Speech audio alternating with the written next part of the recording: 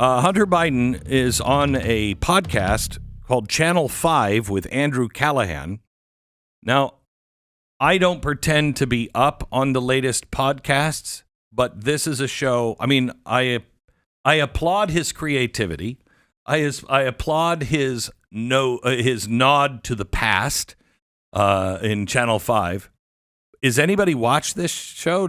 I mean, how many views does it get? Do you know, Stu? So I'm looking at this. I don't know this person that he's talking about. So this is me just looking at it as we speak. It does seem like he has several million YouTube followers. Okay, good. So relatively big audience. I seemingly was so I think built a very big audience. Then had what I would maybe say is a Me Too scandal. Okay. And I had things kind of alcoholism, maybe things sort of fall apart for a while, and this is maybe him in his comeback. Good for him. I don't know. Yeah, I don't know if it's good for him. It doesn't seem like he's like a hardcore leftist, but like leans to the left. I'm saying good for him. If he is an alcoholic, he had a crash, and he's found a way to claw his way back out. I didn't mean you shouldn't be excited for him because he's on the left. I was just trying to give him a full perspective of who he was. Yeah, all right. So anyway, so he's the one that did this, Hunter Biden, and it is absolutely and completely bizarre. But what else would you expect from Hunter Biden? Let's see, where should we start here, Stu? It's all good, Glenn. There's no wrong place to start with these clips. Let's start here. Hunter Biden, cut 6. Hunter Biden on migrants. All these Democrats say, you have to talk about and realize that people are really upset about illegal immigration. F*** you. How do you think your hotel room gets cleaned? How do you think you have food on your f***ing table? Who do you think washes your dishes? Who do you think does your f***ing garden? Who do you think is here by the f***ing sheer just grit and will that they figured out a way to get here because they thought that they could give themselves and their family a better chance. And he's somehow convinced all of us that these people are the criminals. White men in America are 45 more times likely to commit a violent crime than an immigrant. And the media says, well, you got David Axelrod and, Rahm Emanuel. Smart Rahm Emanuel. And so we got to understand that these people are really mad. This one view I absolutely love. I absolutely love the fact that Democrats will take the point of view that this is who cleans the hotel room. This is who washes your dishes. This is who you have pick your food. Honestly, I love it. The Democratic slogan should be Democrats helping you have cheap food since 1810. They've been behind this policy the whole time. They've been behind it. Never wavered. They fought for it in the 1850s and 60s. We want cheap labor. It's crazy. It is hilarious, and coming from him, like, who cleans your hotel room? Considering what he's done to hotel rooms, yeah. I hope nobody. I hope they just burn the things to the ground after he exits them. I don't know. Who takes all the bodily fluid out of the carpet fibers, Hunter? What do you think it is? Oh, it's illegal immigrants. We got to have them here to clean the meth dust off the cabinets. Because it gives them dignity. Yes. I love it. This guy. Who's in there with a black light trying to make sure they get every bit of soil out of the walls and everything else after I've been in it? Illegal immigrants. Give them dignity, man. Dignity. I as you do, I hope the host of the program has no more Me Too, failings, and has his alcoholism go away. I, of course, also hope alcoholism for Hunter. Never goes away. I hate to be that guy, but I am. Go ahead. Yes. There you go. I hope he keeps it in remission. We'll say. Same thing for Hunter. Though watching this interview, I'm starting to doubt whether he's going to be able to keep it in remission. And maybe I'm not came sure directly from a crack house. Yeah, I'm not sure he is in control still, that he's still in remission. I don't think. Just looking at this, it seems like he's back on crack. That's what I'm saying. I don't. And now that's just me. I was not at the crack house with him, so I have no evidence to support that particular belief. You're It's just guessing an there was a impression that I crack have. house on the way to the interview. My impression is that in between the clips we're watching, he is smoking crack. That's my impression of the interview. All right. I'm just putting that out there. I don't All have. right. That's allegedly not even. It's just an impression. All right. By the way, we have a quick commercial that we want to share with you from the Democratic Party. Oh. Go ahead, roll it. To the hands that scrub my 7-bedroom DC home for $4 an hour so I don't have to, thank you. To the hands that flip burgers to keep Americans fat and stupid so they'll keep voting for me, thank you. And to the hands that smuggle cocaine into the country for the cartels, thank you. And Hunter Biden says he's especially grateful. To the hands that build our bridges, hurry the up. My constituents have been waiting for this since 2023. And to the hands that clean the hotels where I host Chinese businessmen for top secret meetings, thank you. Thank you. We couldn't survive without your cheap labor. I mean, the market would just raise wages.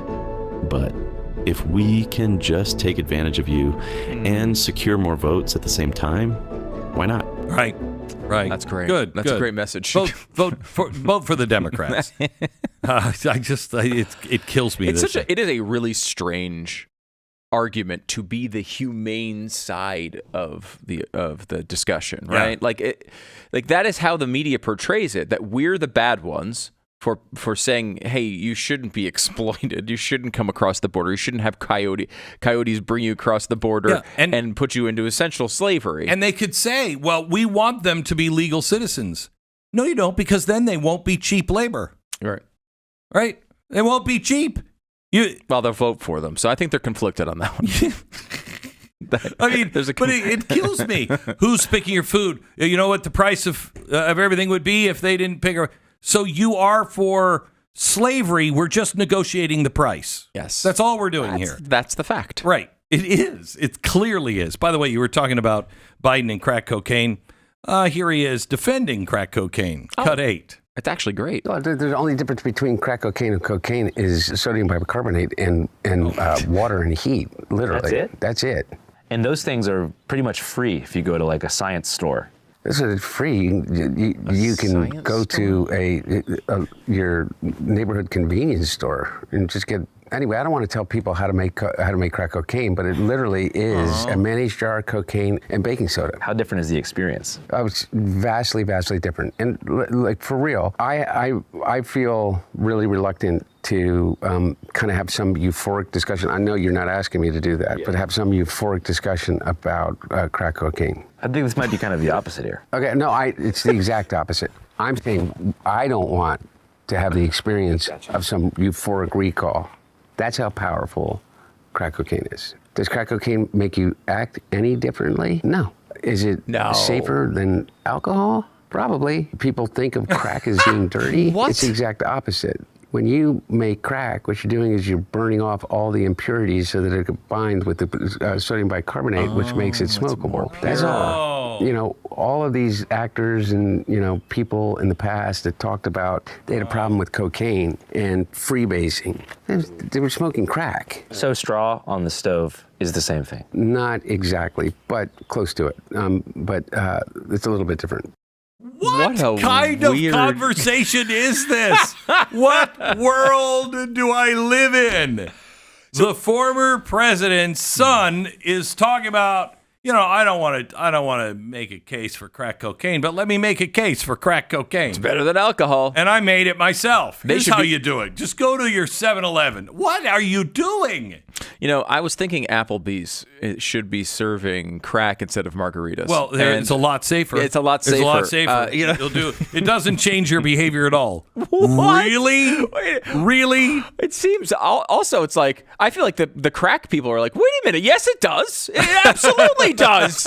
No one's gonna buy our stuff if it doesn't change your behavior. Doesn't have a brand, so they don't have lawyers. Okay. I mean, if they had a brand and a trademark, if it was made crack by Pfizer, right, they would be saying there that. You go. But they're not. Hello, Stu. Hey, Glenn. How's it going? Good. You doing any crack today? No, I might have. I just didn't know. Hey, it doesn't. It's better than alcohol. And it does not change your behavior. No, the it does number not one at thing all. you need to know about crack is it does not change your Why behavior. would you take it if it didn't change your behavior? I would think, well, I guess you could say maybe it makes you feel better, but it doesn't. Now, again, this is not true. But like in theory, if you had a thing that made you feel better but didn't change your behavior, that would be a positive. It would change your behavior because you feel better. For instance, let's say you have really bad, your legs are just riddled with arthritis, so they give you an opioid, so you have, you can deal with the pain. Mm-hmm. Well, it changes your behavior because you're not feeling the pain as much, and so you're like, I could do that. All right? Yeah. So crack cocaine, I can fly off the roof. I mean, could be that. It will change your behavior one way or another. Once you learn to master it, though, it just makes you a better tipper to the prostitutes. Really? So yes, it's. Now I agree. For instance, alcohol doesn't.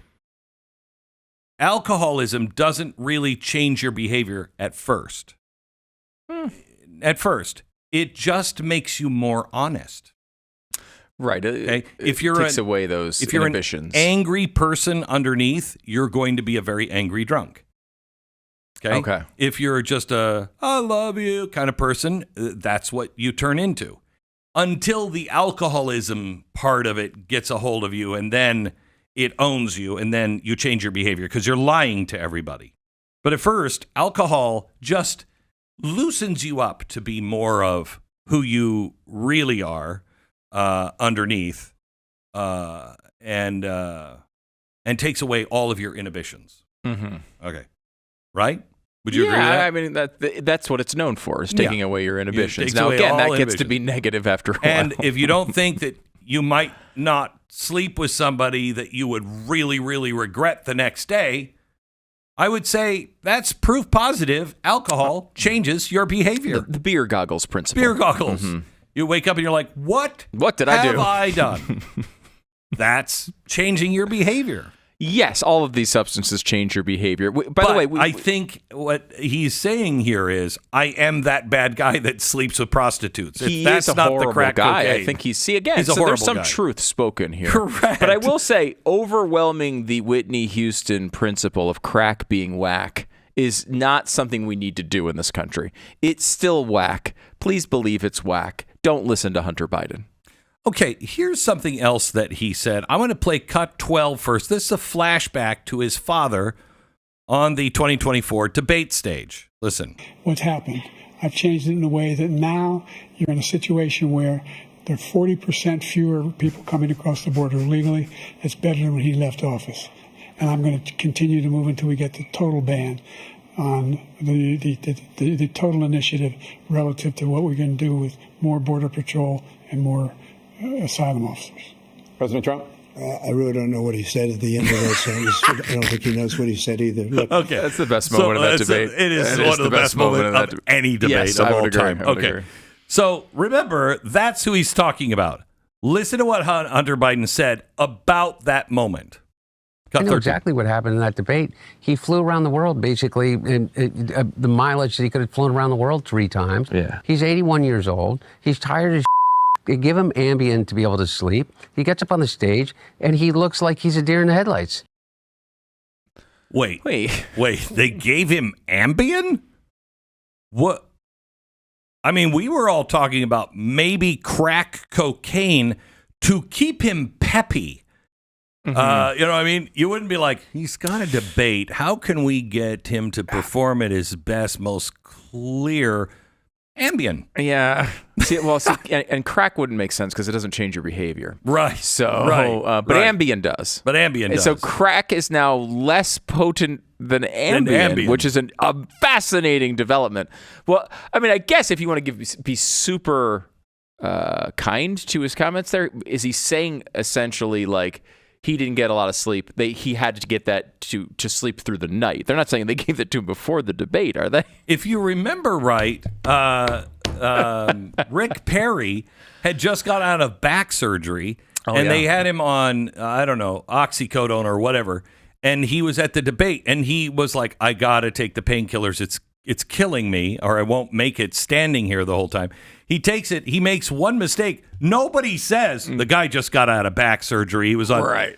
I mean, really? He was on Ambien. Well, those are poor choices. And the other part about this, because they've tried the beginning of that excuse before, which is he was flying all around the world, and he did have a trip, but it was several days before the debate. He got back like before the debate. It wasn't like he landed and then went to the studios, right? Which Trump had been doing. Right, but Trump doesn't care it about all the time. He's got energy no matter what. Yeah, but like, it's just a ridiculous excuse. If you can't own the debate being bad, how could anyone trust you on your opinion on crack changing behavior? I feel like he's not even all that reliable, even on crack. Right. And I that's the one thing he knows a lot about. Oh, you are so right, Gosh, Stu. You are so disappointing. Right. Now, back to, his dad. Why did the Dems lose? Cut 9. I will tell you why we lost the last election. We lost the last election because we did not remain loyal to the leader of the party. That's my position. We had the advantage of incumbency. We had the advantage of an incredibly successful administration. Stop. And the Democratic Party literally melted down. Wait. No, they melted down because everything was going terribly, and then their guy got on stage and almost fell over in the middle of a debate. Right. Ambien or no Ambien, it's over at that point. I mean, it's not an indefensible point to say that what they did to get rid of him was terrible. No, it was a coup. I would go further. What they did is most likely illegal and unconstitutional. Maybe. I mean, I think at least... Well, they didn't remove him from office. Right. They didn't remove him from office, and they did go through a process. Again, they make the process up. They're the Democrats. Yeah, right. It's their own party. They can choose whoever they want, in theory. Right. They don't have to let anyone vote. And in they fact, won't. for many At some years, they point, didn't. They're going to working back toward that right now. So I don't know that it was for a good illegal. portion of the people not voting Democrat since 1810. They got a great couple of slogans. We do. We got a couple of shirts there that I think need to be made.